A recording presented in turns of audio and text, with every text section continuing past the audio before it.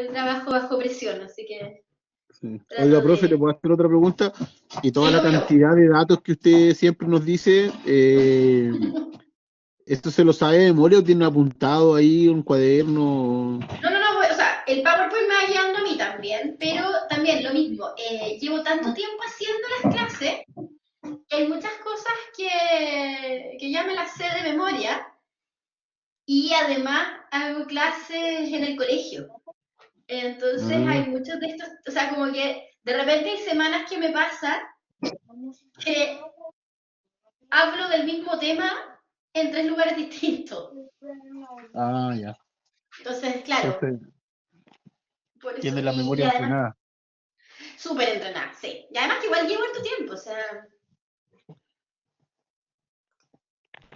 sí, no, pero todos usamos, o sea, a mí el PowerPoint mismo me ayuda a ir pauteándome. Pero si no, la recomendación siempre es tener algo. O sea, es muy poca la gente que hace una clase así a capela. Se puede, pero hay que prepararlas mucho, mucho, mucho, mucho. O sea, si es primera vez, mi recomendación es, a no ser que uno la haya estudiado, pero mucho, siempre tener alguna ayudita de memoria. Sí. Bueno, vamos a comenzar con nuestra clase número 11.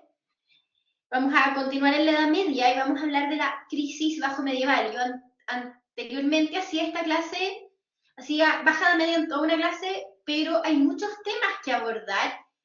Y bueno, ¿por qué me importa tanto la baja Edad Media? Es como mi área de estudio principal, pero además porque desde la perspectiva de la historia de Occidente, tenemos una bisagra en la Baja Edad Media, en los siglos XIV y XV. Se producen muchos inicios de cambios. O sea, la clase pasada hablamos del nominalismo y hablamos también de la política, que es muy interesante, lo que ocurre con las monarquías feudales, la guerra de los 100 años, y ahora vamos a ver la otra parte de esta bisagra que se produce. Porque lo que se va a producir en el mundo occidental es un cambio de mentalidad. Desde lo político vimos que la sociedad feudal, o sea, perdón, la política feudal, las monarquías feudales van a ir transformándose en algo nuevo. En el caso de Inglaterra, la dejamos la clase pasada en los albores de lo que va a ser la primera etapa que va a conducir a Inglaterra hacia una monarquía parlamentaria. Y en el caso de Francia, al revés. La dejamos en la primera etapa de lo que va a ser su monarquía absoluta. Hablamos también del nominalismo como esta reacción desde la filosofía hacia una nueva mentalidad. Porque el nominalismo, como les explicaba en la clase pasada, es el punto de partida varios cuestionamientos importantes que se van a dar en el mundo occidental. Y a lo que vimos la clase pasada tenemos que sumarle la clase de hoy, que tiene que ver con básicamente varios de los males de la llamada crisis bajo medieval, lo que Huizinga llama en su libro maravilloso el otoño de la Edad Media. Bueno, quise partir con esta imagen. Esta imagen es parte de un movimiento artístico o de un tema, más bien, que se da en el arte occidental, en la Baja Edad Media, que es conocido como el arte macabro. El arte macabro lo podríamos definir como el arte que tiene a la muerte como protagonista. Lo que vemos aquí es el primer exponente del arte macabro, o sea, el primer tema que va a tratar el arte macabro, no necesariamente esta obra es la primera, que es el encuentro de los tres vivos y los tres muertos. Esta imagen que vemos aquí es de un libro de horas, de una reina medieval, de Jeanne de Boré. Pero, además esto nos sirve para hablar de otra cosa. Los libros de horas son libros de oraciones. Era la pauta para rezar la liturgia de las horas, que empieza a ser una práctica muy difundida en esta etapa de la Edad Media. Y comienzan a publicarse estos libros. Esta en concreto es una edición de lujo porque era de una reina, entonces es lo que se llama un manuscrito iluminado, que se hacían en los monasterios. ¿Qué es lo que vemos en esta imagen? Vemos a tres jóvenes que se encuentran con tres cadáveres en proceso de descomposición. Lo que tenemos acá es el famoso memento mori, que en realidad es un tópico que viene del mundo romano. Recuerda que eres mortal, pero que se va a tomar con fuerza en la Baja Edad Media. Este primer exponente, que es el encuentro de los tres vivos y los tres muertos, lo encontramos ya a finales del siglo XIII. Pero cuando lleguemos al siglo XIV, lleguemos a mediados del siglo XIV, que se produce la gran pandemia de peste negra, este tipo de arte va a empezar a desarrollarse con más fuerza. Y van a salir otros exponentes del arte macabro, el más conocido es la danza macabra o danza de la muerte, y también el triunfo de la muerte. En el mismo contexto también podemos situar otra expresión que tiene que ver con un libro promovido por la Iglesia Católica, pero que también tiene manifestaciones pictóricas, que es el Ars Moriendi. Esos son algunos de los temas de los que vamos a hablar hoy. ¿Qué vamos a ver hoy día? Entonces, esta crisis bajo medieval y el inicio del llamado otoño de la Edad Media. Nos vamos a centrar después en la peste negra y el arte macabro. La peste negra, recuerden que es una gran pandemia. Nosotros ya vivimos una pandemia y yo creo que si algo todos tenemos claro de la pandemia es que antes, o sea, después de la pandemia no somos los mismos. Nos vino a remecer, a cuestionar, a cambiar muchos paradigmas, muchas cosas. Con la peste negra de 1348 ocurre exactamente lo mismo. Y por eso algunos historiadores, hace unos 10 años atrás más o menos, están empezando a decir que el verdadero fin de la Edad Media es con la peste negra, porque es uno de los remesones fuertes que va a producir este cambio de mentalidad que nos conduce a la época moderna. Y también vamos a terminar hablando en la clase de hoy de el cisma de Occidente y la crisis de la Iglesia bajo medieval. ¿Por qué? Porque ustedes se acuerdan que la clase pasada yo, cuando les hablé del nominalismo, les dije que pasaban una serie de desgracias en el siglo XIV. Hay un punto en que parece que todo está mal. Está la Guerra de los 100 años. Hay, antes de la Guerra de los 100 años, un ciclo de hambrunas. Está la peste negra. Y en la Iglesia Católica también hay un conflicto. Este conflicto de la Iglesia Católica en los siglos XIV y XV nos va a provocar, unido a este nominalismo del que les hablé en la clase pasada, un fuerte cuestionamiento en la autoridad papal y en la forma en cómo se entiende que debe vivirse la fe católica. ¿Y a qué nos va a conducir eso más tarde, en el siglo XVI, a la Reforma Protestante? Bueno, aquí tenemos otro libro de horas. En este libro de horas encontramos otra innovación artística de la época, un nacimiento. La primera vez que se va a representar el nacimiento, como lo representamos habitualmente cuando celebramos la Navidad, con lo que en Chile llamamos los pesebres, o en España llaman los beléns, es por iniciativa de San Francisco de Asís. San Francisco de Asís, al parecer, fue el primero que mandó a hacer una reproducción con figuras del nacimiento de Jesús. Y también vamos a encontrarlo como tema recurrente en el arte de la época, en los libros de horas sobre todo. Este libro de horas es de María de Navarra, reina consorte de Aragón. Vamos a comenzar entonces hablando de la crisis bajo medieval. Aquí, si les interesa este tema, les recomiendo el libro Un espejo lejano de Barbara Tuchman y también les recomiendo El otoño de la Edad Media de Johann Huizinga.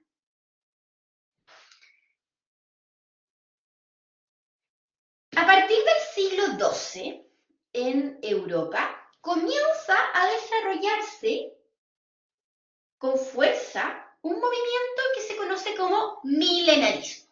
Vamos a derribar un mito acá. Normalmente se dice, se repite, que la gente en la época medieval tenía mucho miedo de que se cumpliera el año 1000. Me imagino que han escuchado esto. Al respecto tenemos un libro de Dewey que habla sobre esto y desmiente esa idea, y también en el libro de Holland Milenio algo de eso se habla.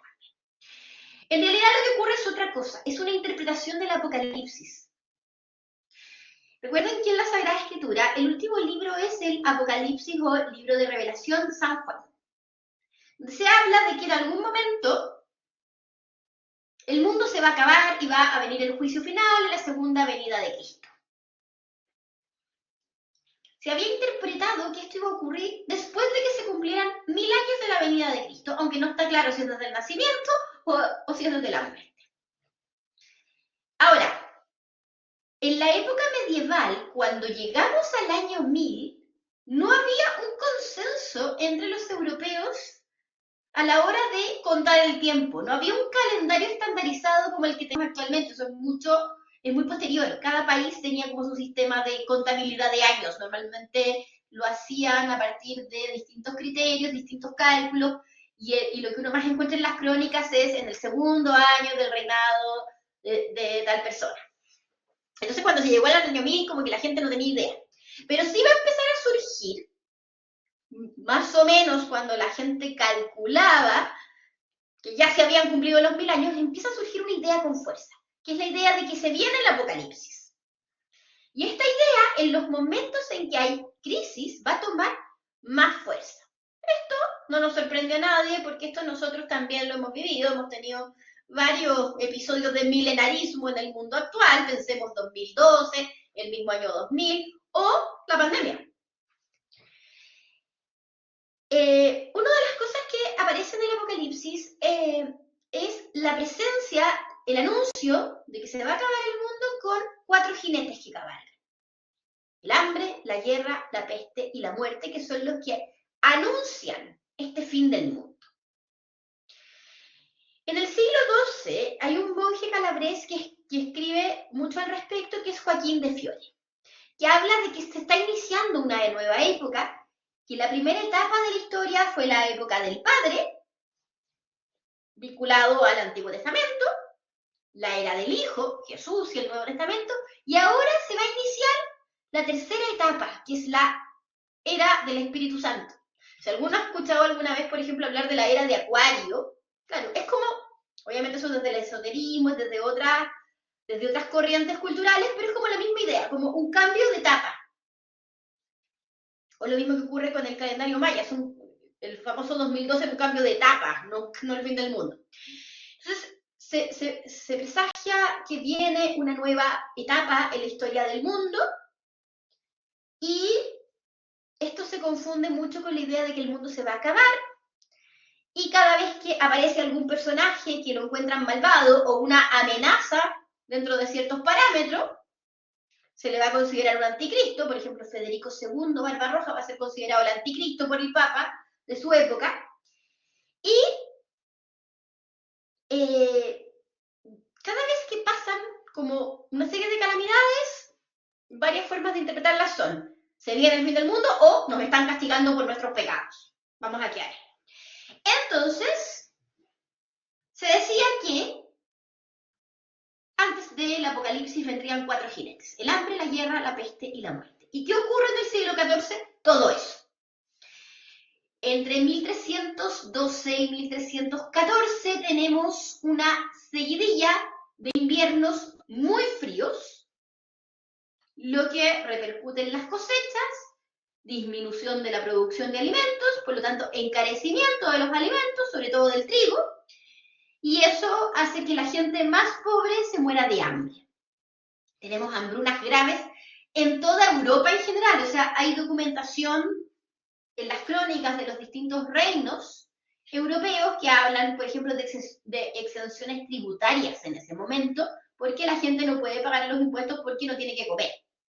Vinculado a las hambrunas, por ejemplo, tenemos el relato popular de Hansel y Gretel, el cuento, que hoy decimos cuento infantil, pero que en realidad esos cuentos no eran infantiles, eran relatos populares que después se fueron adaptando en el siglo XIX para ser puestos por escrito en libros de cuentos infantiles.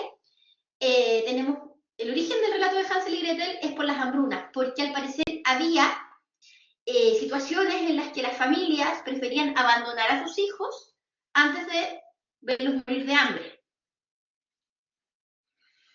Eso ocurre entonces hacia 1312, 1314, 1315. El hambre. La guerra en el siglo XIV está por todos lados. Vimos la semana pasada la Guerra de los 100 años. Algo que yo no mencioné la clase pasada, cuando vimos la Guerra de los 100 años, es que todos los países europeos, perdón, todos los reinos europeos, van a tomar partido por uno u otro. Por ejemplo, el reino de Castilla y el reino de Aragón, que son los reinos españoles en general, van a tomar partido por Francia. En cambio, Portugal, que es enemiga de Castilla, sobre todo, va a tomar partido por Inglaterra. Escocia, enemigo de Inglaterra, va a tomar partido por Francia. El Imperio Alemán oficialmente toma partido inicialmente por Francia, pero después se cambia de bando, porque recuerden que el Imperio Alemán es selectivo, entonces depende de quién esté a cargo del Imperio Alemán, es a qué rey va a apoyar. Y porque los reinos que conforman el Imperio Alemán están divididos. Algunos apoyan a Francia y otros apoyan a Inglaterra. Pero además de eso, además de que podríamos considerar la Guerra de los 100 años en algunas de esas fases un conflicto internacional, porque se involucran otros países, por ejemplo, la flota castellana apoya a la flota francesa contra Inglaterra en la batalla de La Rochelle. Ocurre que además estos reinos también tienen sus problemas. En Castilla, en el siglo XIV, hubo una guerra civil que pone fin a la dinastía Borgoña y comienza la dinastía Trastámara. En Portugal también hay varios conflictos dinásticos por esta época, lo mismo en Aragón. Hay también conflictos dinásticos que conducen a guerras civiles en los países, en los reinos escandinavos. Entre Inglaterra y Escocia ocurrió una guerra por el intento inglés de hacerse con el trono escocés. Entonces, es una época bastante convulsa desde lo político, mucha guerra. Y en 1348, el tercer jinete. Y el peor, el que va a dejar más traumatizado a los europeos, la peste negra, que normalmente decimos acaba con 1/3 de la población europea, y esto, si lo llevamos a una cifra, serían 25 millones de personas que mueren por peste negra. En el primer brote, que es el brote que se da entre 1347 y 1351 en Europa. Pero en realidad, la cantidad de muertos que deja la peste negra tiene que haber sido mucho más, porque luego hay varios rebrotes ocasionales y más locales, y además estamos contando solamente los muertos de Europa. La peste negra no se da solamente en Europa. La peste negra se origina, no sabemos bien si en China o en Mongolia. Y si viene de China y Mongolia, va a afectar a una parte importante de Asia y va a afectar también a Medio Oriente y el norte de África. Y ahí los datos no los tenemos tanto. Hay investigaciones en este momento en todos esos lugares del mundo profundizando más acerca de la peste negra y el impacto que generó en distintos lugares del planeta. Y el cuarto jinete, la muerte. Bueno, la muerte la traen todos, el hambre, la guerra y sobre todo la peste. La peste va a matar a mucha gente. Y la relación que tiene el hombre occidental, el hombre y la mujer occidental frente a la muerte va a cambiar. Aquí hay un libro maravilloso de Philippe Arié que se llama El hombre ante la muerte. Porque la idea de la muerte, la actitud de la cristiandad medieval frente a la muerte, promovía una actitud resignada ante la muerte.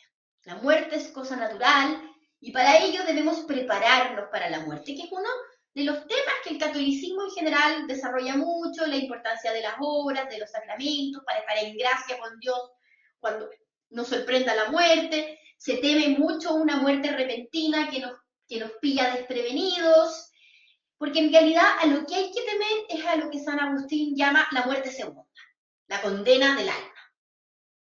En el siglo XIII además se había aceptado por parte de la Iglesia Católica y solo por parte de la Iglesia Católica, las otras corrientes cristianas no lo van a aceptar, y esto incluye a los católicos ortodoxos, la creencia en la existencia de un lugar intermedio entre el cielo y el infierno, que es el purgatorio.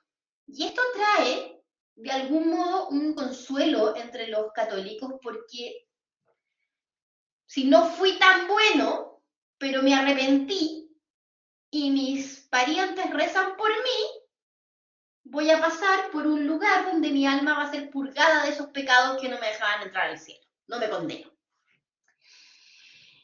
Entonces, había todo un sistema de mentalidades de cómo uno debía enfrentar la muerte. Obviamente todo esto es desde lo ideal. Pero con la peste negra, este modelo de buena muerte, que así se llama, se viene a trastocar porque la peste negra generó muertes muy masivas. Hay que pensar que para las personas de la Edad Media, la idea de la muerte es mucho más cercana que para nosotros. En la Edad Media era muy normal que la gente se muriera de un día para otro y de cualquier cosa. Nosotros ya no estamos acostumbrados a todo eso y tenemos un manejo de la muerte mucho más tabú.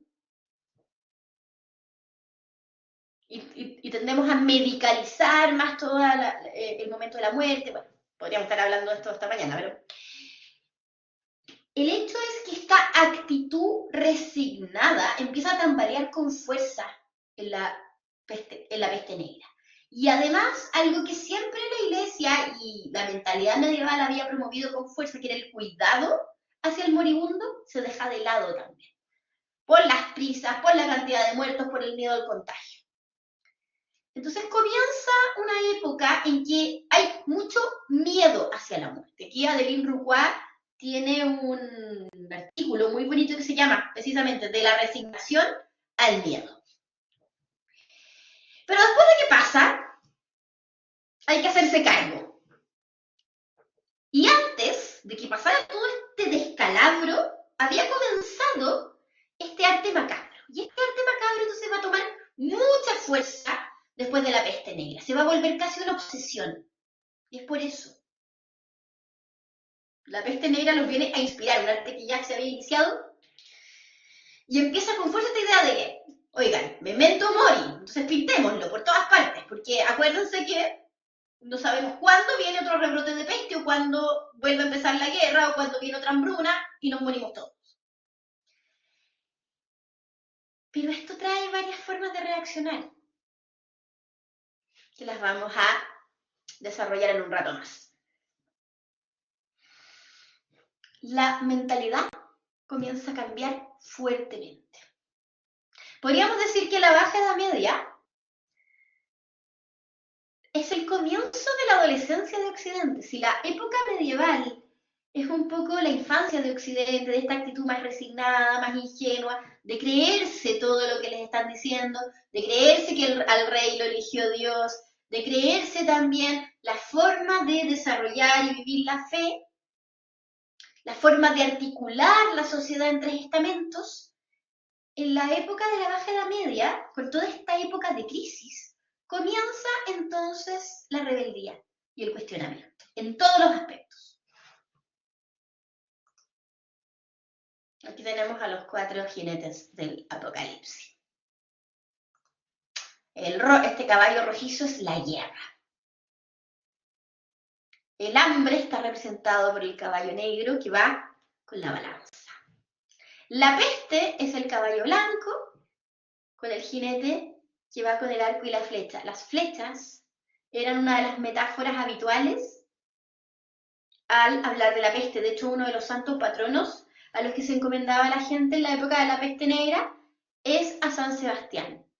Porque normalmente en la historia de la geografía de San Sebastián se decía que él había sido atado en un árbol y que había recibido una lluvia de flechas.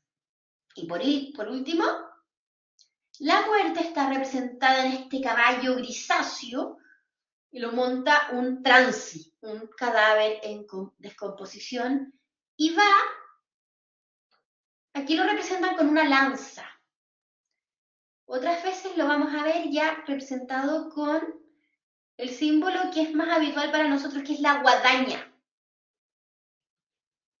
La muerte ciega todo a su paso, arrasa, corta el hilo de la vida. Esas referencias que estoy dando, la guadaña y el cortar el hilo de la vida, que viene del mundo clásico de las moiras o parcas, las diosas del destino, son algunos de los elementos que nos van a llevar a ir desarrollando esta personificación de la muerte.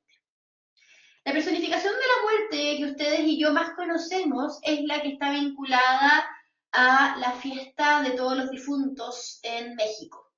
De hecho, la forma de representar a las Catrinas es exactamente la misma que se usó en la época medieval para representar la danza de la muerte, que es lo que vemos también en algunas películas de Tim Burton. Pero viene de ahí, la estética es esa. Y de hecho, el vínculo es por ahí. La danza de la muerte es algo europeo, pero también está presente en el mundo hispánico, que es europeo. Y una de las últimas danzas de la muerte vinculadas al mundo hispánico precisamente se editó en México. Así que mi teoría es que de ahí pudo haber, a fines del siglo XIX, principios del siglo XX, algún rescate con la famosa calavera garbancera, que tiene otro origen, o sea, tiene otro sentido inicialmente, pero que va a terminar vinculada a la fiesta de los difuntos, que es el 2 de noviembre. Bueno, aquí algunos de los conflictos políticos. La Guerra de los 100 años, que la vimos la clase pasada, entre Inglaterra y Francia, la Guerra Civil Castellana, la guerra entre Escocia e Inglaterra, y también, muy importante, tenemos revueltas urbanas, como los Chiompi, en Florencia. Los Chiompi era el gremio de los cardadores de lana, y ellos van a liderar una revuelta urbana que ocurre cuando intentan subir los impuestos en Florencia. En Barcelona va a ocurrir algo similar, también va a haber una revuelta urbana que se llama la Viga y la Busca.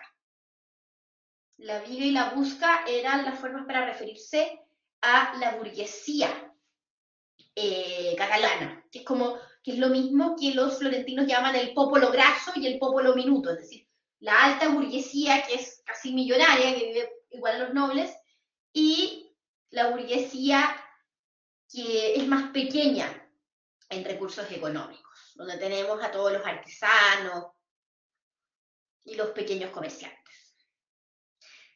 Y entre las revueltas campesinas, la más conocida es la Jacquerie, pero también tenemos la revuelta de Guataller, también tenemos a los payenses de Remensa, para el caso hispánico.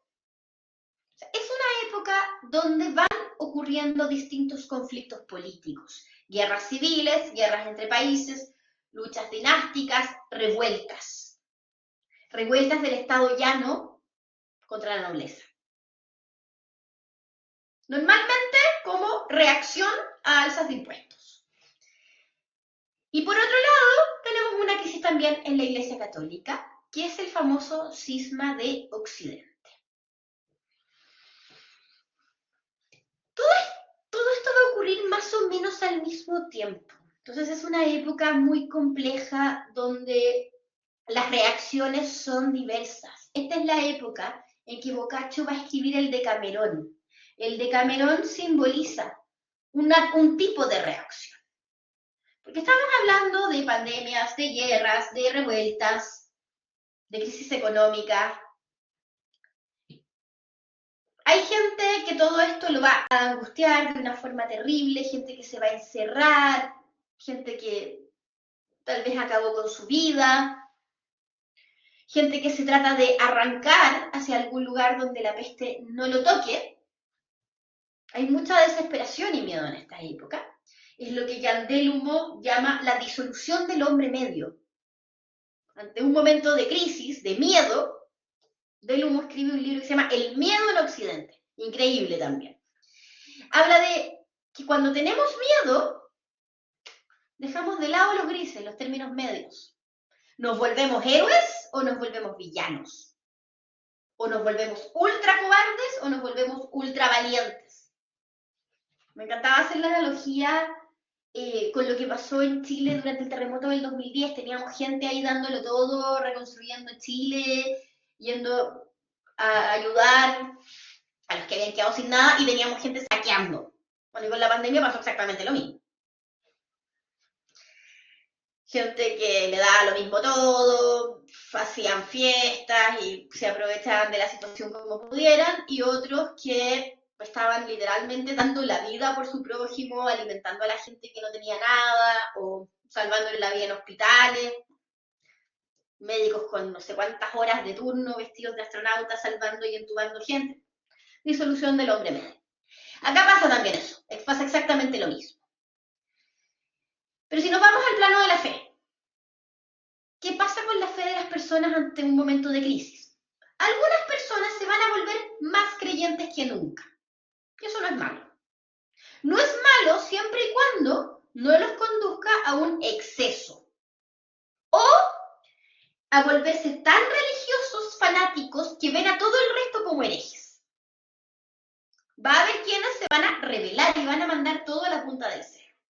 Por ejemplo, ¿qué nos va a pasar con la peste negra? Vamos a encontrar que aparece una herejía que proviene del fanatismo religioso y se mezcla con el milenarismo. Aquí la gente se empieza a acordar mucho de Joaquín de Fiore, este monje del siglo XII, y comienza a decir, bueno, aquí estamos. Ahora sí se viene el fin del mundo. Y lo que nos está pasando es un castigo por los pecados del mundo. Y aparece un grupo que es muy curioso, que son los flagelantes. Es un grupo de personas que interpreta la peste negra como un castigo contra los pecados del mundo, y lo que hace es peregrinar por Europa, peregrinar en época de peste, o sea, protagonizando manifestaciones masivas en época de peste, Dios mío, donde después de dar unos discursos muy encendidos, recordando que se está acabando el mundo y que la peste es un castigo de Dios por los pecados del mundo, promueven el purgar esos pecados. ¿Y cómo? Aquí ya viene lo más loco de todo. Protagonizando flagelaciones en público. Los flagelantes lo que hacen es desnudarse de la cintura para arriba, sacar un látigo y empezar a pegarse latigazos para purgar sus pecados. Una cosa muy histriónica, muy emotiva, que va a tener seguidores, pero también va a tener detractores. ¿Qué va a decir la Iglesia Católica frente a esto? Los va a considerar herejes y los va a empezar a perseguir con la Inquisición. Hay una película que habla sobre esto muy bien, que se llama El Séptimo Sello, que es como de los años 60, 70, es una película más bien antigua, de hecho es en blanco y negro. Está hecha en blanco y negro en una época que ya existía el cine a color en todo caso, pero tiene todo el sentido de que sea en blanco y negro la película. La hizo un director sueco que se llama Ingmar Bergman. Sí, excelente película. Hace unos años estaba en YouTube en su idioma original subtitulada, no sé si todavía estará, el año pasado estaba, pero de repente YouTube baja las cosas, pero tal vez en alguna plataforma esté. Recomendadísima. De hecho, para mí es la película que recrea mejor de las que he visto el mundo medieval. Sí. Sí, es increíble, sí. Muy buena. No es una película fácil, no es para todo público tampoco.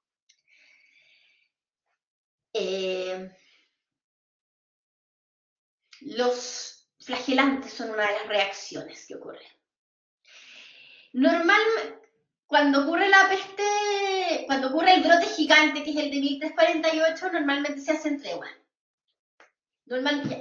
Y muchas veces estaban peleando guerras y tuvieron que interrumpirlas. Por ejemplo, Alfonso XI muere en 1351 en una guerra en el estrecho de Gibraltar contra los moros, y la guerra es interrumpida porque se contagian todos de peste, y de hecho ahí muere Alfonso XI.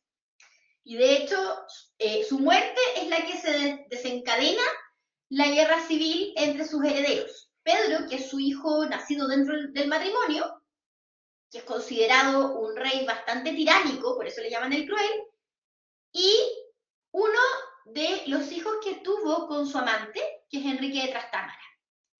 De hecho, a Pedro le dicen el cruel porque Pedro, una de las cosas que hizo fue mandar a matar a varios de sus medios hermanos cuando se convirtió en rey. Ahora, Pedro tiene que haber crecido como un niño muy resentido, porque su padre prácticamente los había abandonado a él, su madre y su hermana. O sea, los había dejado en un castillo, económicamente no se desentendió, sí es un rey, pero desde lo presencial y lo emocional se desentendió bastante. Se fue a vivir con la amante y con los hijos que tuvo con la amante. Entonces, Pedro, después cuando se convierte en rey, comienza a tomar represalias contra sus hermanos, hasta que los hermanos se rebelan y le hacen una guerra civil que ganan. Y ahí viene el cambio dinástico. Y en el caso de la Guerra de los 100 años también hubo una pausa por la peste.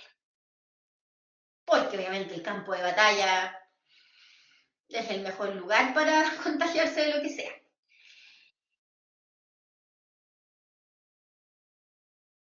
Sí, hay una crisis económica, hay una disminución inicial de la producción, pero después pasa algo rarísimo, porque obviamente la peste va a traer asociada escasez, porque toda la producción de todo se va a pique. Pero cuando pasen este brote principal, nos vamos a encontrar que, esto es súper cruel, se nos van a empezar a generar excedentes de producción, porque cuando la gente reanude sus actividades, la gente que quedó viva, va a haber un momento en que hay excedente de alimentos, porque murió mucha gente, y algo que es súper importante, hay escasez de mano de obra. Y esto permite que los que quedaron vivos puedan negociar mejores sueldos, y esto es muy importante en el mundo campesino, sobre todo para los llamados siervos de la gleba. En general, la servidumbre de la gleba en Europa occidental, no así en Europa oriental, estaba tendiendo a desaparecer a raíz de todas estas revueltas campesinas, a raíz también de esta lucha que estaban protagonizando los reyes por quitarle poder a los señores feudales. Ya iba en retirada el sistema de la servidumbre de la gleba, pero la peste negra termina por matarlo. En Occidente, en Oriente no. De hecho, la servidumbre de la gleba en Rusia va a existir hasta el siglo XIX. Pero va a haber muy pocos campesinos en un momento. Y esto va a llevar a que esos campesinos que quedan pueden negociar mejores condiciones de trabajo. Entonces, los que todavía eran siervos pueden negociar ser libres. Entonces, sí, los impactos económicos de la peste son importantes. Al principio, muy negativos, y luego, curiosamente, se revierten. Claro, hay muchas actividades en que no quedó nadie durante un tiempo. Entonces, por ejemplo, la recuperación demográfica de Europa tardó un siglo. Más o menos eso se demoraron la mayoría de los reinos en volver a la población que tenían antes de la peste. No, sí fue tremendo. Y muy transversal, porque aquí no es un tipo de enfermedad ni un tipo de muerte que afecte a un grupo específico. No es como las guerras, que en las guerras normalmente nos quedamos sin hombres jóvenes. Aquí fueron todos los grupos de la población los que se ven afectados. Volviendo al tema de las reacciones religiosas, así como tenemos a los que se vuelven más fanáticos, sí, de hecho, bueno, es lo que ocurre normalmente después de las guerras y después de las pandemias, hay un alza en la tasa de natalidad, y aquí también ocurre. Se demora un poco porque, bueno, al principio, claro, había pocos matrimonios porque había poca gente joven, porque había poca gente en general, pero claro, la gente que comienza a unirse con otras personas, claro, empiezan a tener muchos hijos, sí. Sí, y en general las tasas de natalidad en la época medieval eran altísimas, sí, porque además la tasa de mortandad infantil era enorme también, y porque además no había todos los métodos anticonceptivos que tenemos hoy en día, y además la religión favorecía la natalidad. Volviendo a las reacciones religiosas, vamos a tener también las rebeldías, y las rebeldías pueden ser de dos tipos. Las rebeldías pueden ser como la que vemos en el Decamerón, así como decir, bueno, Dios se supone que nos está castigando, y bueno, me da lo mismo, si es castigo o no es castigo, el tema es que me puedo morir mañana, entonces ¿qué hago por mientras? Lo paso bien. Es una nueva versión del Carpe Diem. El Carpe Diem es un tópico también del mundo clásico, del mundo romano, aprovecha el día, pero el Carpe Diem del mundo clásico no es hedonista. La gente muchas veces lo interpreta mal. El Carpe Diem es aprovechar el día en todo sentido, incluso en el cultivo de las virtudes. De hecho, normalmente se habla de que el hedonismo de la época grecorromana es buscar el placer, y más que buscar el placer, el hedonismo del mundo clásico lo que busca es evitar el dolor. Así como el estoicismo, que es la otra corriente, nunca ha sido masoquista, sino que habla de enfrentar el dolor y la adversidad con valentía. Pero no busquen el dolor tampoco. En la época bajo medieval, el Carpe Diem sí va a tomar esta vertiente más hedonista de comamos y bebamos que mañana moriremos. Ya no es el que Dios nos pille confesados, es que Dios nos pille bien gozados en el fondo. De eso se trata el Decamerón. O sea, el Decamerón parte haciendo un muy buen relato de la peste negra en Florencia y luego este grupo de jóvenes que se encierra en un campo a contar historias y a pasarlo súper bien. Hicieron una serie hace poco en Netflix, yo la traté de ver, la encontré pésima. No alcancé a terminar el primer capítulo, la encontré cualquier cosa, no me gustó. La encontré como una parodia. Pero también, dentro de las rebeldías, se viene otra cosa súper interesante. Y si volvemos al origen, ¿a cuál origen? Tomando esta idea de que Dios nos está castigando, algunos consideran que es injusto, que el Dios me está abandonando. Entonces algunos dicen, bueno, si el Dios cristiano me abandona, yo lo abandono a él y vuelvo a los dioses ancestrales, vuelvo al paganismo. ¿Pero cómo se llama el paganismo en la época medieval? Brujería. Sí, esa no la he visto, parece que esa es muy buena. La brujería es perseguida y condenada por la Inquisición. Esa es una vertiente. Volver al paganismo, o sea, brujería. Que el paganismo nunca se había olvidado, se había abandonado del todo, siempre había gente que lo había desarrollado en la clandestinidad. Son las llamadas brujas y brujos medievales. Pero por otro lado, también va a surgir con fuerza nuevamente estas ideas dualistas, como la que desarrollaron los cátaros. Recuerden que los cátaros son una interpretación occidental al zoroastrismo, esta idea de que son dos dioses, uno bueno, que me acerca a lo espiritual, y uno malo, que me acerca a lo material. De ahí ya han salido los bogomilos, primero los maniqueos, luego los bogomilos y luego los cátaros. Esa misma idea comienza nuevamente a desarrollarse, pero ahora aparece una vertiente nueva, que es el satanismo.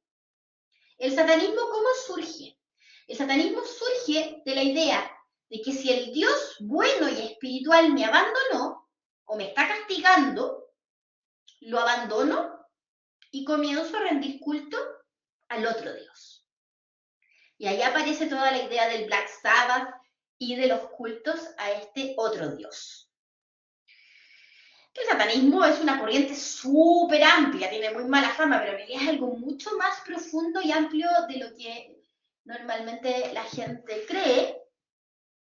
Hay algunas vertientes peligrosas, pero no todas. Pero en el mundo medieval, estas corrientes, que normalmente además se mezclan con los ritos paganos ancestrales, comienzan a ver vistas con mucha desconfianza por las autoridades de la Iglesia, y de hecho en los siglos siguientes, pero esto ya es más del siglo XV, XVI, va a surgir incluso un manual del inquisidor contra los brujos, que es el Males Maléfico, el martillo de los inquisidores. Después el satanismo se va a mezclar también con otras corrientes religiosas que provienen de otros continentes, va a ser, todo este mundo de rebeldías religiosas va a crecer muchísimo más. Pero aquí comienzan estas ideas, en el mundo occidental, en otras partes venían de antes. ¿Cómo se desarrolla la peste negra? Según lo que han estudiado en los últimos años los chinos, la peste negra estaba presente en China por ahí por 1339, No hay un consenso si parte en Mongolia o si parte en China.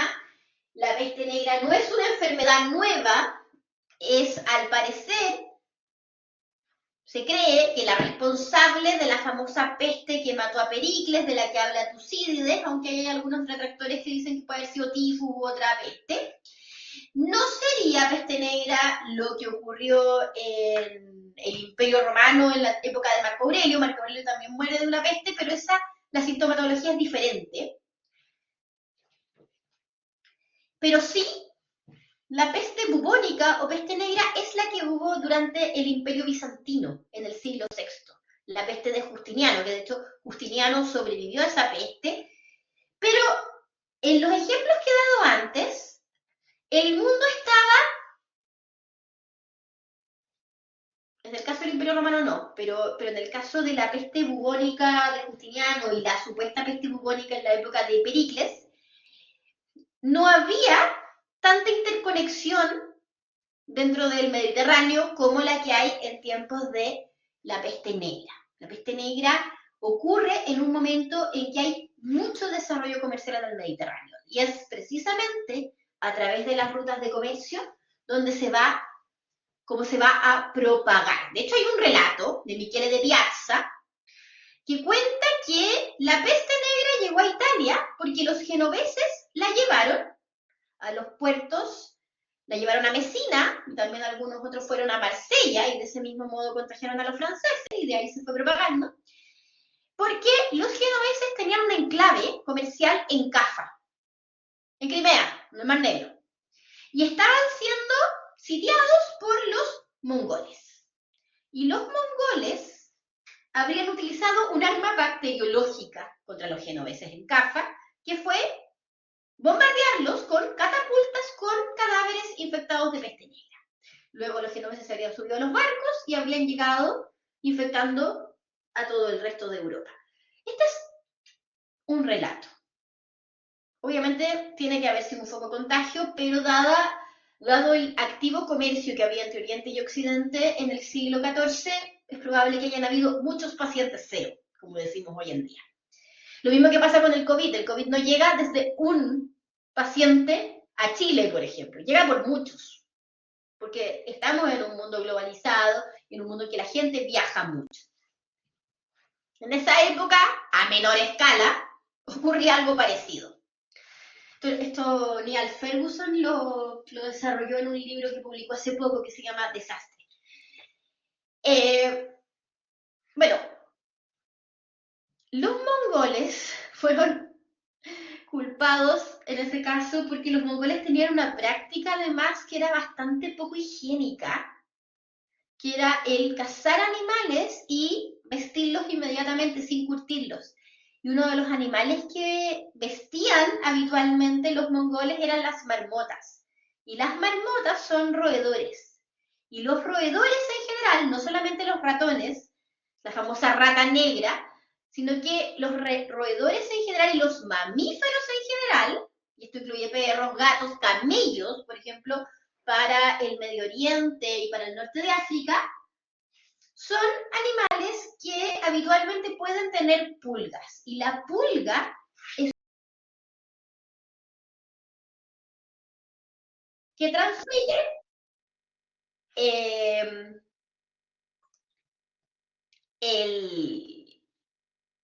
la peste negra.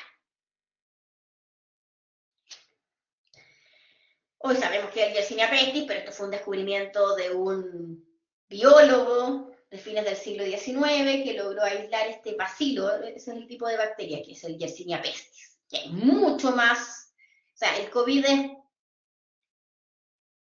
una guaguita al lado de lo mortífero que es el Yersinia pestis. Lo que pasa es que, como es una bacteria, se puede combatir hoy en día con antibióticos y hoy en día tenemos un montón de herramientas. Existe la peste negra, pero hoy en día tenemos muchos adelantos médicos que hacen que podamos salvar a las personas. Pero en esa época no había nada. Vamos a tener una propagación muy rápida. ¿Cómo se contagia el Yersinia pestis? Igual que el COVID, lo que los doctores llaman el contagio por gotas. Y además por por la picadura de las pulgas. De las dos formas se puede contagiar. Entonces, si hablamos de un mundo en donde la gente tenía hábitos higiénicos muy diferentes a los nuestros, vivía en condiciones de mayor hacinamiento, y donde además era frecuente la convivencia con distintos animales, y no digo solamente perros y gatos, sino que los ratones eran una presencia constante en las casas, el contagio es altísimo. Pensemos, por ejemplo, en los barcos y los ratones. Los ratones normalmente van en los barcos y ahí se contagia mucha gente también. Hay una propagación muy rápida por Europa, el norte de África y Medio Oriente. Hay un autor que escribe un libro importante sobre todo la peste negra en su brote principal, que es Old Benedicto, que cuenta toda la historia, desde 1347 a 1352, que es el brote principal. Como les decía, normalmente hablamos de 25 millones de personas, alrededor de un tercio de la población europea, pero no sabemos cuánta porcentaje de la población de Asia y de África muere también de peste negra. Esta enfermedad tiene unos porcentajes de mortandad altísimos que oscilan entre el 45% y el 90%. Y de hecho hay una variante de la peste negra que en la época medieval no encontramos registros de supervivencia, que es la peste septicémica. Las variantes de esta enfermedad son según el órgano del cuerpo que esté siendo atacado por el Yersinia pestis. Normalmente el Yersinia pestis ataca el sistema linfático. Y ahí tenemos la variante más habitual de peste negra, que es también la más benigna, que es la peste bubónica. Ataca el sistema linfático, es decir, las personas comienzan a experimentar una inflamación de todos los ganglios del cuerpo, que cuando se va agravando hace que estos ganglios comiencen a oscurecerse. Además, está acompañada por síntomas como fiebre alta, náuseas, confusión derivada de la fiebre alta. O sea, es como una gripe, la forma en que se desencadena. Igual que una gripe o que el COVID, que también que son enfermedades que se gatillan de un momento a otro. Pero este bacilo se puede alojar también en el pulmón. Y también a veces pasa que, o sea, que uno parte desarrollando una variante, pero se puede agravar e irse a otros órganos. En el pulmón se produce una neumonía. Y muchas veces esa neumonía puede terminar siendo una neumonía hemorrágica. Entonces tenemos que la gente se empieza a ahogar, empieza a toser sangre, lo típico de estas neumonias hemorrágicas. Y la variante más grave es cuando el Yersinia se aloja en el torrente sanguíneo, porque ahí se produce una infección a la sangre, que es lo que se llama habitualmente septicemia. Y esto es gravísimo. Entonces, nadie sobrevivía a la septicémica, y es aquí cuando ocurren hemorragias internas. La gente empieza a experimentar moretones gigantes, o lo que las crónicas llaman las placas de color negro azulado. Cuando a la gente le aparecían estos moretones gigantes, normalmente ya le quedaban horas de vida. El nombre de peste negra, hay dos teorías. Una, la más desarrollada, apunta a que es por el oscurecimiento de los ganglios, de los bubones, y a los moretones gigantes que aparecen. Pero hay otras teorías que apuntan que es porque algunas crónicas que están en latín hablan de atra mortis. Atra mortis significa muerte negra, que de hecho los ingleses lo traducen literal. Black Death es como normalmente llaman a la peste negra. Pero atra, en latín, puede traducirse como color negro, pero también como algo funesto, espantoso, terrible. Entonces también puede ser que las crónicas se referían a una muerte terrible. De hecho, los españoles, por ejemplo, en sus crónicas hablan de la gran mortandad, no de la muerte negra. Ese término lo empiezan a usar mucho más tarde, por influencia de lo de atra mortis y Black Death. Entonces tenemos una enfermedad gravísima. para la que no hay, como hoy en día, oxígeno, respiradores artificiales, ni ninguna de las herramientas con las que contamos hoy en día. Este mapa nos muestra cómo se propaga la peste negra. Los puntos que vemos en un color más café son los lugares donde habrían llegado los primeros brotes a fines de 1347, lo que está más en naranjo es 1348, los primeros meses, y a medida que el color se va haciendo más clarito, nos acercamos a 1352. Es decir, hay lugares donde la peste llega más tarde, porque son los lugares que están más alejados del Mediterráneo. Pero, muy interesante es lo que ocurre con los puntos verdes. Son los lugares donde hubo poco contagio. ¿Por qué? Al parecer no es por lo que uno creería, por las precauciones, porque cuando uno estudia qué precauciones se tomaron en esos lugares, en Magdeburgo, en Varsovia, en Milán o en el País Vasco, normalmente nos encontramos que las precauciones que toman son las mismas que en Florencia, en Milán y en otros lugares donde la peste arrasó con las personas. Las famosas cuarentenas, que el nombre deriva de la medida de dejar dentro del barco a las personas que llegaban a los puertos por 40 días. Supone que cualquier enfermedad en 40 días se incubó. Entonces ahí los dejaban hasta que estuvieran libres de contagio. Hay ciudades que cierran sus puertas, como en el caso de Florencia, o que ordenan la reclusión de las personas en sus casas. En Italia va a empezar a utilizarse la práctica de las mascarillas, porque una de las teorías que se manejaba acerca de la peste negra, la medicina medieval aquí no demostró todo lo atrasada que estaba, pero una de las teorías que surgió es que la peste negra se contagiaba por el aire, entonces pensaban que evitando el ingreso directo del aire eso los podría proteger y de hecho ayudó mucho a aquellas personas que estaban atendiendo enfermos a no contagiarse también. Y ahí tenemos la famosa máscara de los doctores de la peste negra. Al parecer estos puntos en verde, lo que creen muchos médicos que se dedican a hacer estudios genéticos acerca de la peste negra y que actualmente también están haciendo estudios genéticos vinculados al COVID, porque hay gente que tenía como más incidencia a contagiarse y otra menos, creen que puede haber algún origen genético, que haya alguna inmunidad genética en algunos grupos de población. Por ejemplo, yo sé que lo del País Vasco, la teoría apunta a que la predominancia de población con RH negativo entre la población vasca habría hecho que ellos genéticamente fueran menos proclives a contraer la peste. Bueno, para el COVID hay una teoría parecida, hay una teoría que dice que la gente que tiene el grupo de sangre tipo B se contagia menos. O sea, son distintas teorías que se barajan, que se están investigando. Yo no soy médico, así que más de eso no sé. Lo creo súper interesante en todo caso. Ahora, el tema de la inmunidad también puede ser que uno en un momento de su vida esté inmune y después no. Esto obviamente va a estar presente en todas las crónicas, comienzan a aparecer, sobre todo en los años posteriores. El Decamerón se publica en 1352, o sea, un par de años después.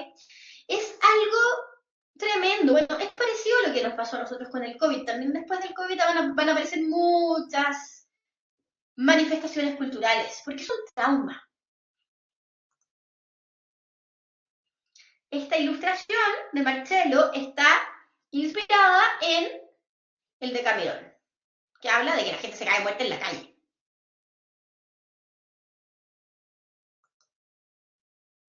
Y este es el famoso atuendo de los médicos de la peste.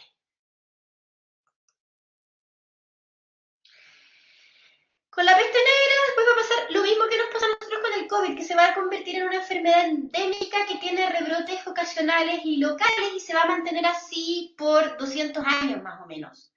Va a haber, por ejemplo, un episodio de peste importante que hubo en Londres en el siglo XVI y otro en el siglo XVII.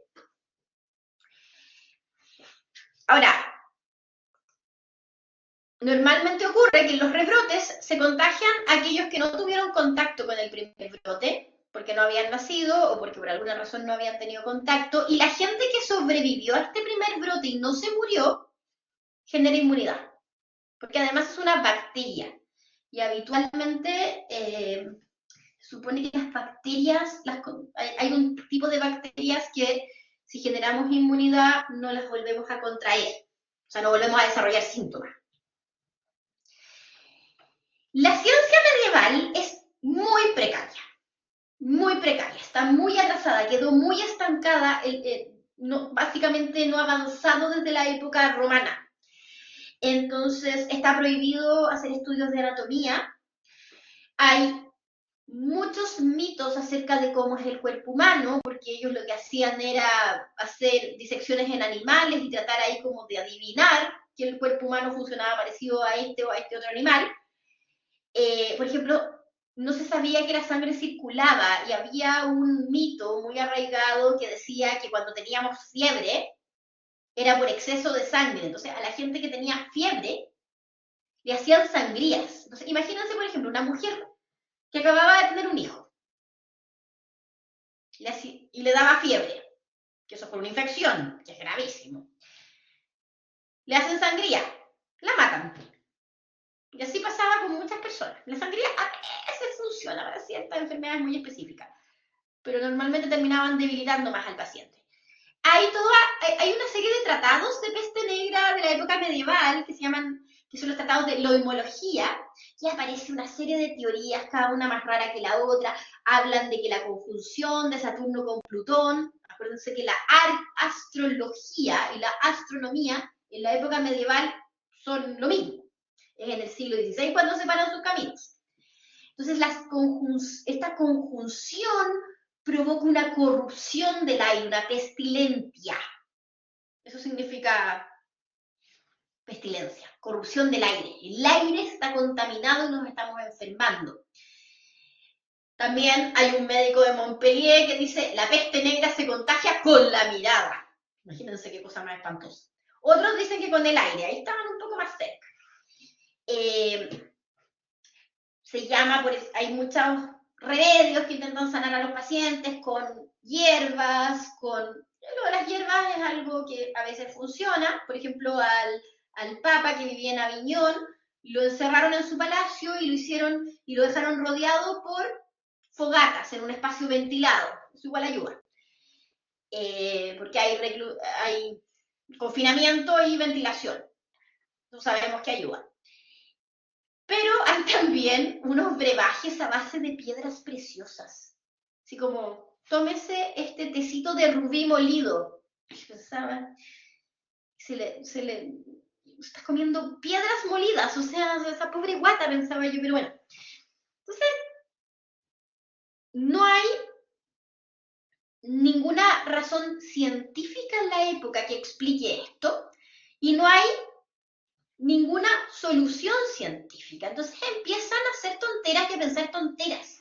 Por ejemplo, en esta época, al igual que como ocurre con las cruzadas, hay muchas reacciones contra los judíos, lo que hoy en día llamaríamos teorías conspirativas. ¿Por qué? Hay lugares de Europa donde había comunidades importantes. Y ocurre que esas comunidades judías se enferman menos, no es que no se enfermen, se enferman menos que las comunidades cristianas. Y si nos vamos, por ejemplo, al sur de España, los musulmanes y los judíos se enferman menos. Pero esto tiene otra explicación. Mejores hábitos de higiene. Tenían mucho mejores hábitos de higiene los musulmanes y los judíos que los cristianos. Entonces, eso los ayuda a contagiarse menos, pero no es que no se contagien. Y aparece entonces una teoría conspirativa que habla de que los judíos envenenaron los pozos y que por eso la gente se enfermó. Entonces comienzan en varias ciudades europeas persecuciones muy violentas hacia los judíos, que normalmente son combatidas por los mismos reyes. Y lo mismo que ocurrió en la época de las cruzadas, son lo que se llaman los pogroms. Los pogroms es cuando la población civil persigue a los judíos. Lo que ocurre en la Alemania nazi no es un pogrom, porque ahí es el gobierno el que está persiguiendo. Acá eran civiles, o sea, ciudadanos que empezaban a perseguirlos normalmente los reyes protegen a los judíos. Hay otras veces que no. Por ejemplo, los reyes católicos, cuando empezaron los pogroms en su época, lo que hicieron finalmente fue expulsar a los judíos. O sea, no promovieron las persecuciones, pero terminaron ellos echándolos. Pero fue por otro tema, fue porque promovían la unidad religiosa del reino. Bueno, entonces tenemos un ambiente de desconfianza, de persecución, de miedo, y es ahí cuando esta actitud ante la muerte va a cambiar, y cuando pase toda la época terrible, viene la obsesión por la muerte. Viene con fuerza este arte macabro que había comenzado un poco antes, que se caracteriza por tratar de presentar en la literatura y en el arte, puede ser en escultura, en pintura. Pintura en esa época significaba murales, o sea, frescos en las paredes, o vitrales también, o estas miniaturas en los libros de horas, donde la muerte es la protagonista, y la muerte está personificada en el trance. Sí, ocurría eso, pero desgraciadamente en los monasterios, pucha, muchas veces bastaba con que un monje se enfermara a veces para que se enfermaran todos. Sí. Claro, había mejor alimentación, había mejor higiene. Hubo monasterios que quedaron vacíos. Igual que ocurrió en las universidades, por ejemplo, los estudiantes normalmente vivían en los colleges, en los colegios. Hubo colegios de universidades que quedaron vacíos también. Entonces, por eso, cuando yo les hablaba, cuando hablábamos del impacto económico y cómo había rubros en donde no haya quedado nadie en un momento, esos son algunos ejemplos. Claro, y los monasterios, claro, viven confinados, entonces, claro, es un lugar más seguro, pero es como, es terrible el ejemplo que voy a dar, es como lo que pasó con el COVID con los asilos de ancianos, que uno dice, ya, están todos ahí adentro, no salen de ahí, pero basta con que entre una persona y contagie para que quede la escoba, que es lo que pasó en muchos hogares de ancianos en distintos lugares del mundo. Entonces va a surgir con fuerza este arte donde la muerte es personificada como un transi, como un cadáver en proceso de descomposición. Aquí tenemos el primero, el encuentro de los tres vivos y los tres muertos, que yo les conté que había partido a fines del siglo XIII, y es un poema normalmente o una representación pictórica que nos muestra a un grupo de jóvenes nobles, o sea, como lo mejor de la vida, o sea, ser joven, ser noble, ser rico, ser lindo, o sea, como en la flor de la vida.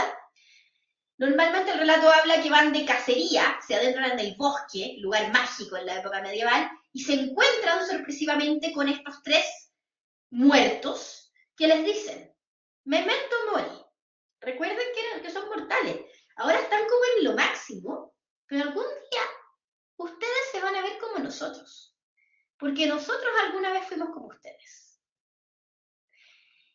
¿A qué apela el memento mori y el encuentro de los tres vivos y los tres muertos? A no ser vanidoso, a no ser soberbio, a recordar que la muerte está ahí y nos puede llegar en cualquier momento a cualquiera, en cualquier contexto.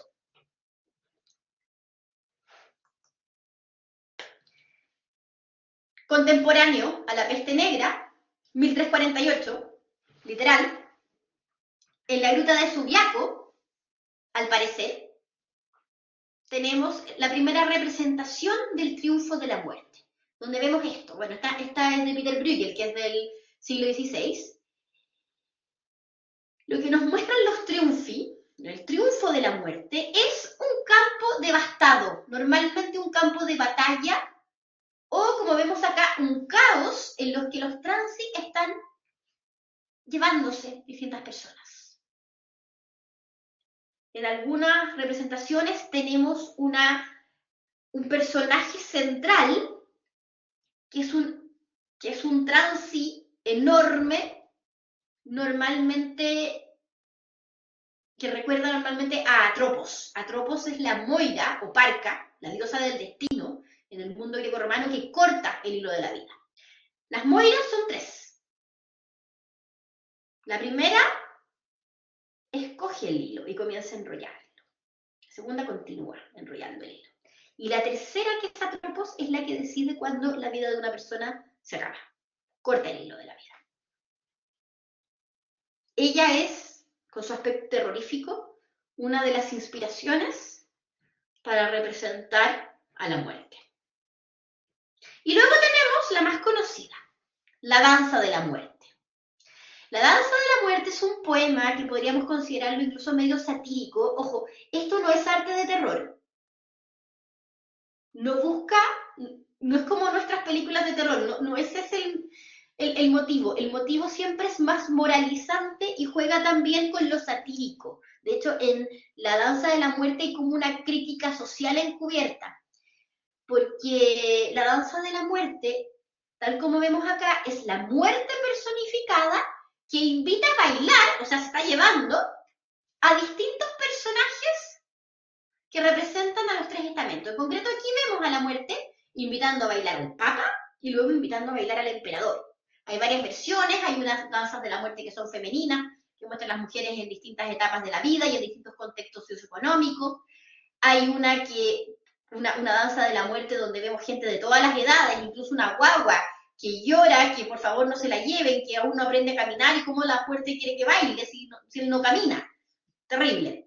Hay escenas que son desgarradoras, pero también hay escenas que son incluso chistosas. De hecho, por ejemplo, el avaro trata de comprar, de coimear a la muerte. Normalmente encontramos que la gente lamenta la partida, excepto el ermitaño, por ejemplo. El ermitaño espera la muerte como una amiga. Dice, por fin vienes a buscarme. Te esperaba. Es como la hermana muerte de San Francisco de Asís. Y otro personaje importante, que por ejemplo en la versión castellana de la danza de la muerte presenta la muerte, es el predicador, o sea, un miembro de las órdenes mendicantes.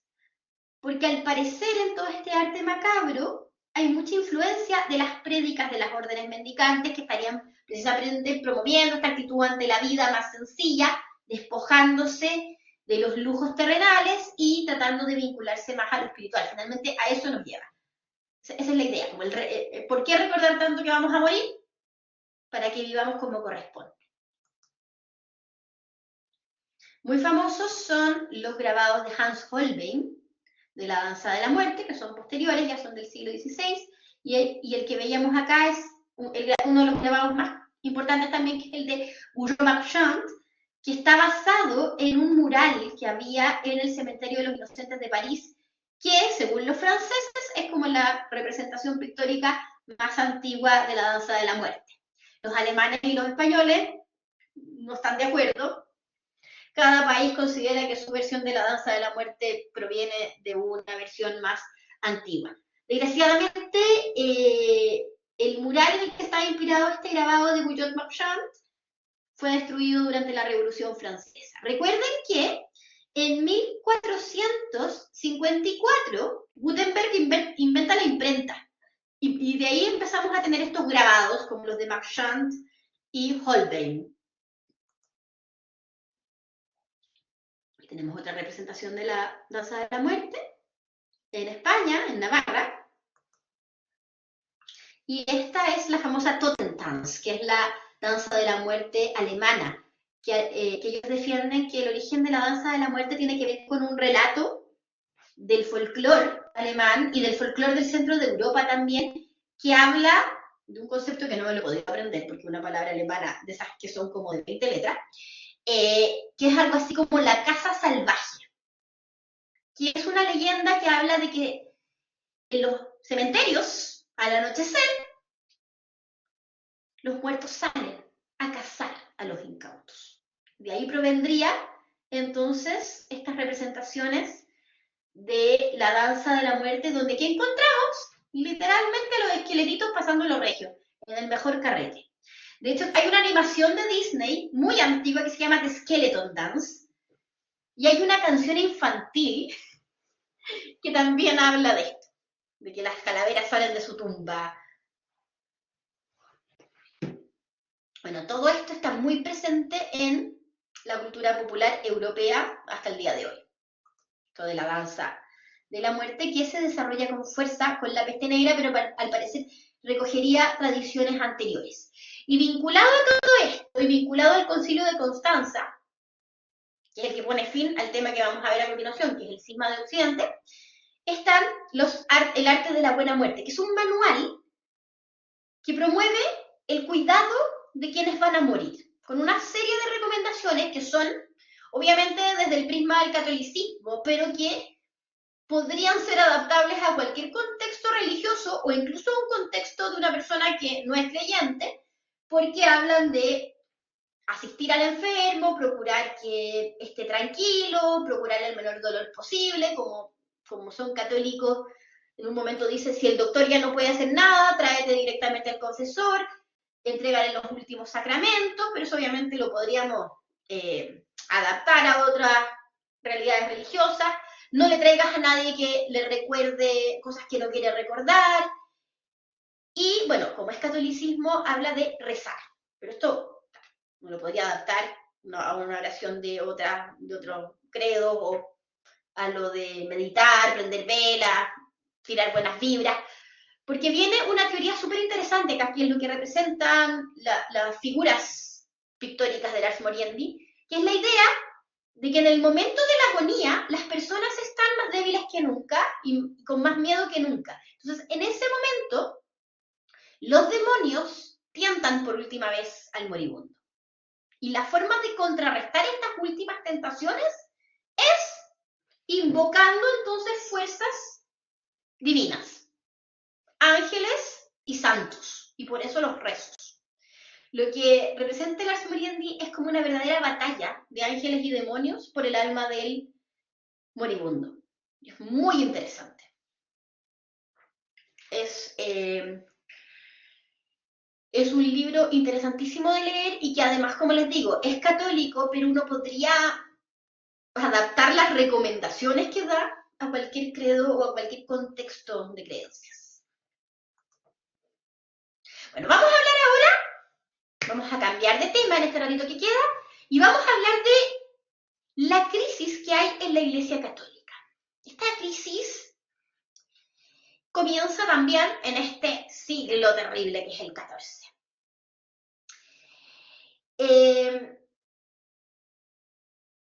Si recuerdan cuando vimos el origen de los estados pontificios, veíamos que en Roma hay familias muy antiguas que remontan sus orígenes a la época romana, que intentan disputarse el poder en Roma, y cuando el poder en Roma empieza a estar en el papado, obviamente intentan siempre liderar las elecciones papales. En la época en que inicia los estados pontificios como reino, se hablaba de los túsculos y los crescencios. Pero para el siglo XIV, y también para el Renacimiento, las familias líderes son los Orsini y los Colonna. Esos son los bandos. Esas son las familias que lideran los bandos. Y esto trae todo tipo de intrigas políticas.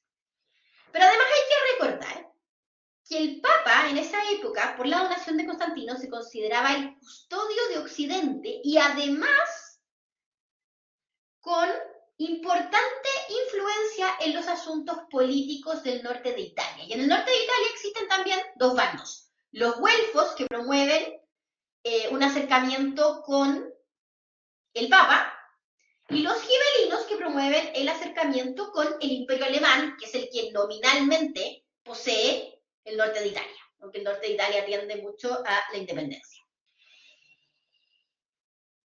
A principios del siglo XIV ocurre que el Papa Bonifacio VIII, que es apoyado por la facción de los Orsini, tiene un conflicto con un gobernante europeo que es muy potente, que es Felipe IV el Hermoso, al que mencionamos la clase pasada.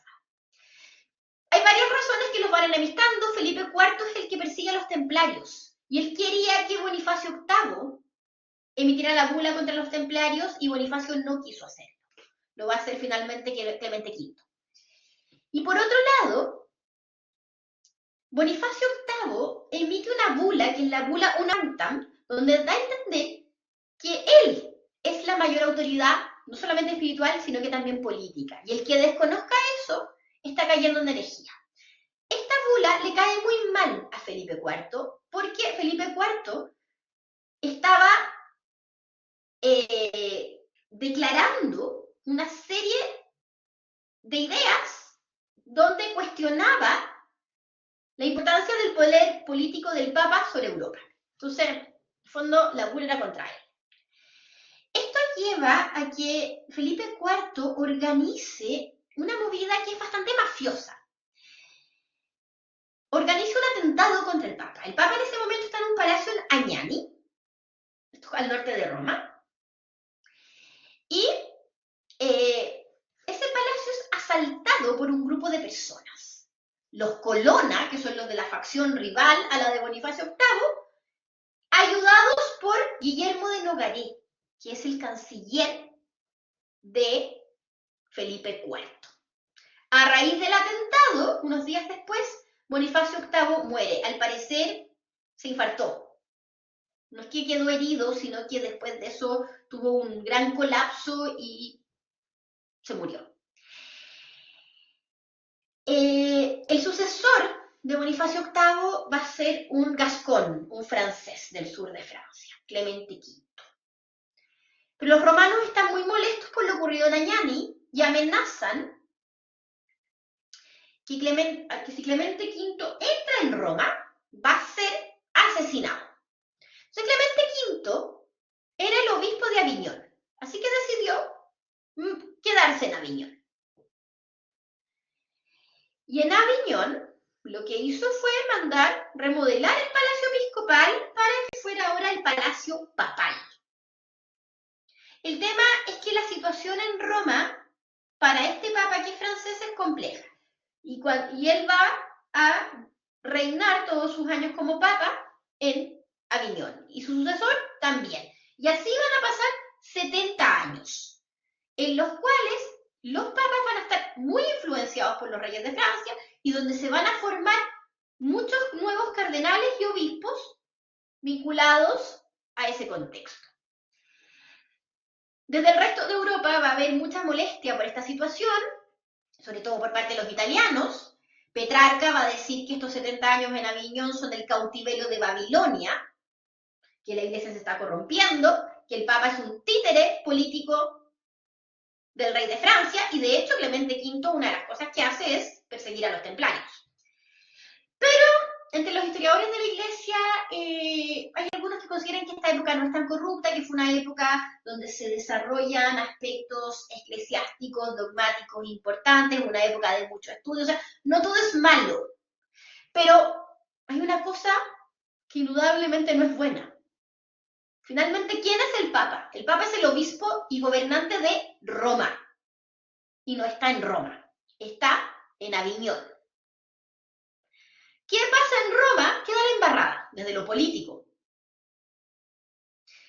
La estancia en Aviñón no tiene tantas repercusiones desde lo religioso que vayan más allá del cuestionamiento de la autoridad papal, que eso a la larga va a traer problemas.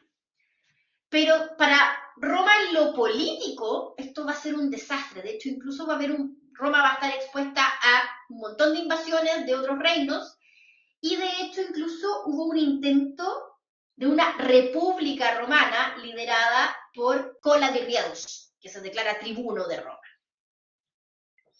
Es una época muy convulsa en lo político. ¿Y qué ocurre con los territorios de los estados pontificios? Este detalle es importantísimo. Disminuyen, porque obviamente si no está el rey, los territorios, los reinos cercanos, el reino de Nápoles y Sicilia, el imperio alemán, pueden ir quitándole territorio a los estados pontificios. Eso es clave, porque después, en el siglo XV, vamos a encontrar papas como Julio II, que lo que van a hacer es guerras constantes, lo mismo Alejandro VI, porque están recuperando sus territorios. Esa es la excusa. Y están preocupados de eso, de la guerra, en vez de estar preocupados de lo que debe estar preocupado un papa. Pero para eso falta todavía. Después de 70 años de estancia en Aviñón, donde hay muchos personajes importantes italianos, como Santa Catalina de Siena, por ejemplo, que tratan de convencer a los papas de volver finalmente. Y esto requiere pacificar Roma, porque hay un momento en que Roma está con un nivel de violencia y delincuencia importante. Finalmente los papas retornan a Roma. El libro de Luis Suárez Fernández, del que algo mencioné en una clase anterior, así en el nominalismo lo mencioné, Humanismo y Reforma Católica, explica muy bien todo este proceso. Finalmente un papa se atreve a volver a Roma, pero el papa ya es un anciano y dura solamente un año. El papa se muere y viene un nuevo cónclave, y aquí se produce el lío más espantoso. El cónclave se desarrolla donde se desarrollaban habitualmente los cónclaves en esa época, que era en San Juan de Letrán, la catedral de Roma. Pero afuera de San Juan de Letrán hay un caos, hay una turba enfurecida que amenaza que si no escogen un papa italiano, lo van a matar. Complicado escenario. Se filtra que van a escoger a una persona que finalmente no la escogen, porque era de edad muy avanzada, que era un italiano, y finalmente buscan a alguien como de consenso. Escogen a alguien que es nacido en Italia, pero formado en Aviñón, porque en el cónclave había dos grandes partidos en este momento.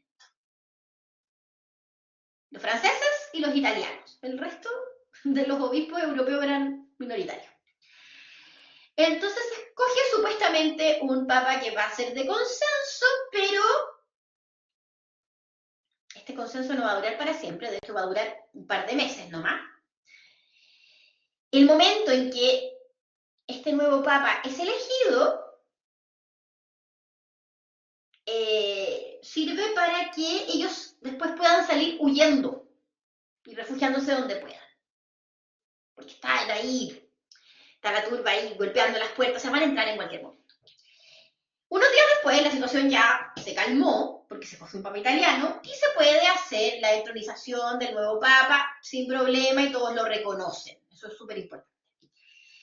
Pero pasan los meses y el nuevo papa comienza a hacer una serie de disposiciones que no son del agrado de los papas de Aviñón, o sea, de los obispos franceses.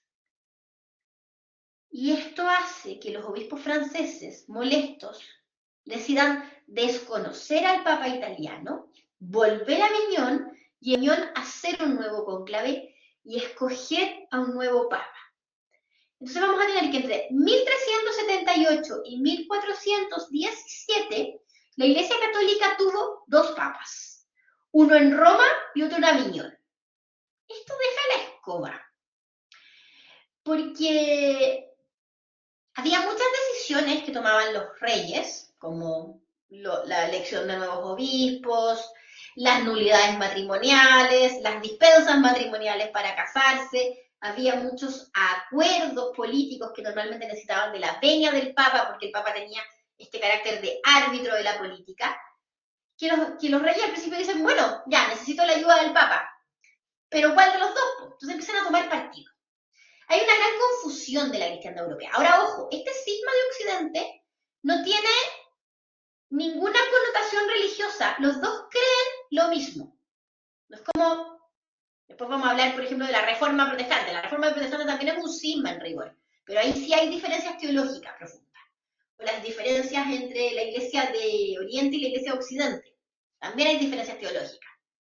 Acá no hay diferencias teológicas. Es solamente político. Y este va a ser el problema. Todo esto va a ir minando, desprestigiando la imagen que tienen los católicos de esa época hacia su autoridad papal. Esto va a ir cuestionando a la autoridad papal. Eso es súper importante. Esto es un antecedente importantísimo de la Reforma Protestante, al igual que el nominalismo. Y más encima se mezclan, porque en esta época están los nominalistas como Marsilio de Padua escribiendo al respecto y dicen, oye, ¿de qué autoridad espiritual me hablan? Si se lo pasan peleando lo político. El mismo Bonifacio VIII, Uno podría decir, bueno, es un mártir. No, era un papa súper criticado por corrupto, por nepotista. De hecho, Dante Alighieri lo tiran del infierno en la Divina Comedia. Así nos va a quedar el mapa europeo durante el cisma de Occidente. Y aquí hay algo que es clave. Esto es paralelo a la Guerra de los 100 años. Entonces, los que han tomado partido por Francia en la Guerra de los 100 años apoyan al Papa de Aviñón. Los que han tomado partido por Inglaterra apoyan al Papa de Roma. Así nos queda el mapa. Hasta que llega un momento en que los reyes empiezan a cansarse del cisma y deciden empezar a intervenir para ponerle fin.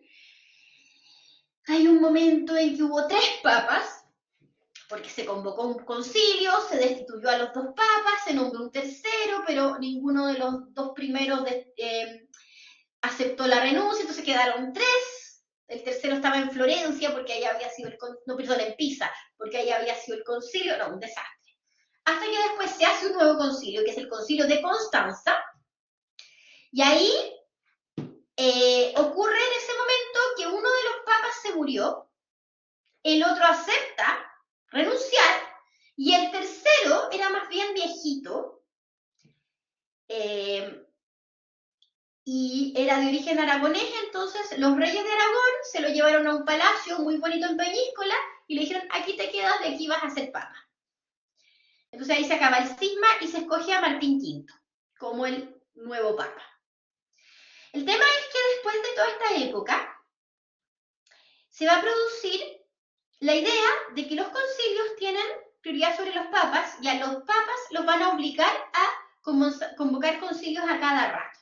Y además va a empezar a ocurrir que los papas quieren ir recuperando el poder político perdido en Roma, y esto implica hacer guerras, y además se les ocurre presentarse frente al resto de Europa como grandes soberanos, y eso implica mandar demoler la Basílica de San Pedro y reconstruirla. Pero de eso vamos a hablar cuando veamos el Renacimiento y la Reforma Protestante. Ahí vamos a tener a papas como Julio II, Alejandro VI, que son papas que los vamos a ver más preocupados de lo político, de afianzar su rol como líderes europeos, de recuperar territorios perdidos y de hacer de la Basílica de San Pedro un gran palacio lleno de grandes obras de arte que son exponentes del Renacimiento. Y todo eso tiene costos, porque en el fondo el Papa está descuidando su verdadera labor, que es la dirección espiritual. Y por otro lado, todo esto está muy vinculado a la corrupción. De Alejandro VI, el Papa Borgia, sabemos que tuvo varios hijos. Sabemos que se comportaba muchas veces como un capo de la mafia italiana. Y de Julio II sabemos que se lo pasaba más tiempo dirigiendo ejércitos que haciendo misas. Y además ambos vendiendo indulgencias para financiar todas estas obras de arte. Sí, pues la famosa Lucrecia. Que la pobre Lucrecia era como un instrumento del papá y del hermano. Tenía una fama espantosa, pero en realidad ella era una niña que la casaron un montón de veces con distinta gente, hasta que su último marido, el duque de Ferrara, se la llevó a Ferrara, y ahí ella pudo vivir una vida tranquila y tener muchos hijos, y ahí nunca más fue usada como instrumento político. Y luego, bueno, su padre muere, su hermano César, que era el brazo armado del Papa, cae en desgracia, pero ella termina su vida de forma bastante tranquila. Bueno, llegamos así al final de la clase de hoy. Hemos visto entonces que el siglo XIV es un tiempo muy complejo para Occidente, con guerras, hambrunas, crisis en la iglesia y la peste negra. Todo esto tiene repercusiones en los siglos siguientes. O sea, todo esto nos está llevando hacia la época moderna. Y además, toda esta crisis bajo medieval va a hacer que la forma de pensar de las personas cambie. Todo se está cuestionando, todo se está transformando. Tenemos además un trauma asociado por la muerte de más de 1/3 de la población europea, básicamente en 2 años. Esto va a influir fuertemente en la actitud ante la vida y la muerte. Y además tenemos, además de las transformaciones políticas que vimos en la clase pasada, con la guerra de los 100 años, además de las transformaciones desde lo filosófico con el nominalismo, tenemos también que la Iglesia Católica está viviendo una crisis política importante. Entonces, todo se está transformando en los siglos XIV y XV. Y tenemos más encima un arte que se desarrolla desde muchas expresiones. Aquí tenemos otra vez un libro de horas, pero donde uno de los exponentes más importantes del arte de esta época está vinculado a personificar la idea de la muerte. Bueno, aquí tenemos varias sugerencias de bibliografía. Esta es una época que a mí me gusta mucho, así que si después alguien quiere profundizar en esto y me quiere pedir sugerencias bibliográficas, ahí le puedo dar más, pero estos serían como los que yo diría como para empezar de lo que hemos visto hoy día. Bueno, eso es todo por hoy. No sé si hay alguna pregunta. Les recuerdo que la prueba todavía está disponible para que la hagan hasta el próximo lunes. Y en caso de que alguien tenga algún problema con la evaluación anterior o con lo que sea, me pueden escribir a mi email o al sistema de mensajería que tiene la plataforma. Eso. No sé si hay alguna pregunta, comentario.